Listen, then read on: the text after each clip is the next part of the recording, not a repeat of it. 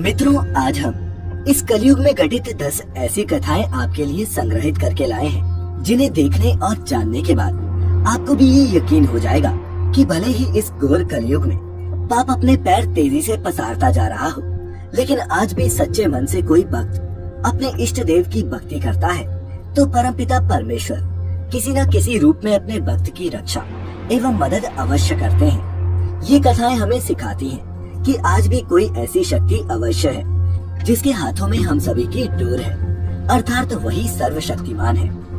नमस्कार दर्शकों, कलयुग की कथाओं के अध्याय 1 से 10 के इस संग्रह में आपका हार्दिक स्वागत है। अध्याय 10। बहुत समय पहले की बात है। किसी नगरी में एक लड़की थी। उसका परिवार बड़ा ही धार्मिक प्रवृत्ति का था। यही वजह थी कि वह भी बचपन से ही धर्म कर्म पर विश्वास रखती थी और लड्डू गोपाल की भक्ति में लीन रहती थी। वह लड़की लगभग हर माह लड्डू गोपाल के दर्शन करने वृंदावन जाती थी और वहां लड्डू गोपाल के दर्शन कर वापस अपने घर आती। धीरे धीरे समय बीतता गया और वह बड़ी हो गई, पर उसने कभी भी वृंदावन जाना नहीं छोड़ा। कुछ समय बाद उस लड़की की शादी हो गई। फिर भी वह अपने ससुराल से हर माह लड्डू गोपाल के दर्शन करने वृंदावन जाना नहीं भूलती थी। कुछ साल और बीत गए और उसे बच्चे भी हो गए। धीरे धीरे बच्चे भी बड़े हो गए और उनकी भी शादी हो गई, लेकिन उस लड़की ने वृंदावन जाना नहीं छोड़ा। कुछ सालों बाद वह लड़की जब वृंदावन गई और उसे चलने फिरने में परेशानी होने लगी, तो उसने वृंदावन जाकर लड्डू गोपाल की एक मूर्ति ले आई और घर में ही उसकी पूजा करने लगी। एक दिन की बात है। पूजा करने के बाद उसने अपनी बहू से कहा कि बहू, जरा मेरे लड्डू गोपाल की मूर्ति को कमरे में रख दे। बहू ने सास के हाथ से मूर्ति ली और कमरे में जाकर रखने लगी कि तभी अचानक गलती से मूर्ति बहू के हाथ से छूट गई। मूर्ति के गिरते ही बड़ी ही जोर की आवाज आई, जिसे सुन बुढ़िया माँ घबरा गई और जोर से चिल्लाने लगी, क्या हुआ बहू, क्या मेरे लड्डू गोपाल नीचे गिर गए? यह सुनकर बहू बोली, जी माँ जी, लड्डू गोपाल की मूर्ति गलती से मेरे हाथों से गिर गई। यह सुनकर बुढ़िया माँ और जोर से चिल्लाने लगी और रो रो कर कहने लगी, जाओ और डॉक्टर को जाकर बुला लाओ, मेरे लड्डू गोपाल को चोट लग गई होगी।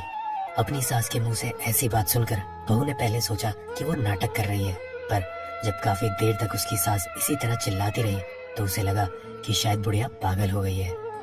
फिर शाम को जब उस बुढ़िया का बेटा घर आया तो उस बहू ने उसे सब कुछ बताया। अपनी पत्नी की बात सुनकर बेटे को लगा कि कहीं अधिक उम्र हो जाने की वजह से माँ पागल ना हो गई हो। फिर उसे अपने बच्चों का ख्याल आया और उसने अपनी माँ को पागल खाने भेजने का निश्चय किया। पर कहते हैं ना कि भगवान अपने भक्तों की हमेशा मदद करते हैं, और यहाँ भी यही हुआ। उस बुढ़िया के पड़ोस में एक बड़ा ही नेक और समझदार आदमी रहता था। उसने उस बुढ़िया के बेटे को अपने पास बुलाया और उसे समझाते हुए कहा, देखो बेटा, बचपन और बुढ़ापा एक जैसा होता है, इसलिए तुम एक काम करो, जाकर एक डॉक्टर को बुला लाओ। उस डॉक्टर को पहले ही समझा देना कि उसे एक मूर्ति की जांच करनी है। यह सुन उस बुढ़िया का बेटा बोला, लेकिन चाचा, एक मूर्ति की जांच करने कौन सा डॉक्टर आएगा? तब उस आदमी ने कहा, बेटा, डॉक्टर को जब पैसे मिलेंगे तो वह अवश्य ही आएगा। इस तरह तुम्हारी माँ को पागल खाने भी नहीं जाना पड़ेगा और उसकी जिद भी पूरी हो जाएगी। उस आदमी के समझाने पर बुढ़िया का बेटा समझ गया और एक डॉक्टर के पास गया। डॉक्टर को उसने सारी बात बतलाई। पहले तो डॉक्टर को लगा कि यह कौन सा पागल उसके पास आ गया है। फिर बुढ़िया के बेटे ने डॉक्टर को कहा कि डॉक्टर साहब, आपको कुछ नहीं करना है, बस मेरे घर जाकर मूर्ति के जांच के बाद बस इतना कहना है कि इस मूर्ति में अब कुछ नहीं बचा है, ताकि मेरी माँ को तसल्ली मिल जाए। इसके बदले आपकी जो भी फीस होगी वो मैं दे दूंगा। यह सुनकर डॉक्टर राजी हो गया।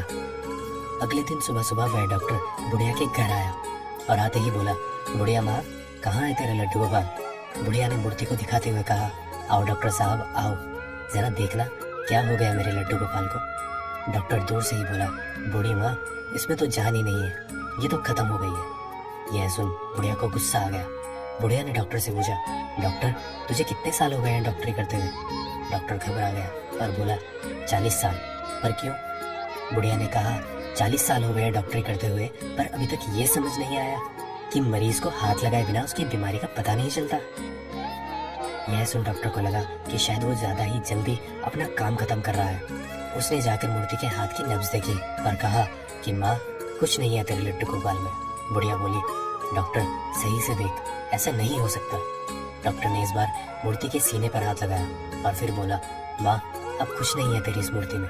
यह खत्म हो गई है। फिर भी उस बुढ़िया को विश्वास नहीं हुआ। उसने डॉक्टर से कहा, बेटा तुम लोगों के पास जो मशीन होती है जरा उससे चेक करके तो देखो। डॉक्टर समझ गया कि बुढ़िया माँ स्टेथोस्कोप की बात कर रही है। यह सुन उस डॉक्टर ने अपना स्टेथोस्कोप निकाला और उसे मूर्ति की छाती पर लगाया। मूर्ति में से जोर जोर से धक धक की आवाज आई। यह सुन डॉक्टर हैरान हो गया। उसे अपने कानों पर विश्वास ही नहीं हो रहा था। उसने बार बार चेक करा और हर बार धक धक की आवाज आई। उसके बाद उस डॉक्टर ने उस बुढ़िया के पैर पकड़ लिए और बोला, माँ यह दुनिया जो तुझे पागल कहती है ना, असल में यह दुनिया ही पागल है, जो इस मूर्ति के पीछे छिपी तेरी भावना को नहीं देख सकी। इस मूर्ति में जान नहीं थी, यह तो तेरी श्रद्धा और भक्ति थी कि इस मूर्ति में भी जान आ गई। तो मित्रों, उम्मीद है कि आपको इन सभी धार्मिक कथाओं से कुछ न कुछ मार्गदर्शन अवश्य ही मिला होगा। ऐसी सभी आध्यात्मिक वीडियोस के लिए जुड़े आज ही हमारे साथ और सब्सक्राइब कर। इन कथाओं को अपने दोस्तों और सगे संबंधियों के साथ साझा करने के लिए इसे अभी फेसबुक या व्हाट्सएप पर शेयर करें। फिलहाल आज के लिए इतना ही। अब हमें इजाजत दीजिए और वीडियो पूरी देखने के लिए आपका तहे दिल से बहुत बहुत धन्यवाद।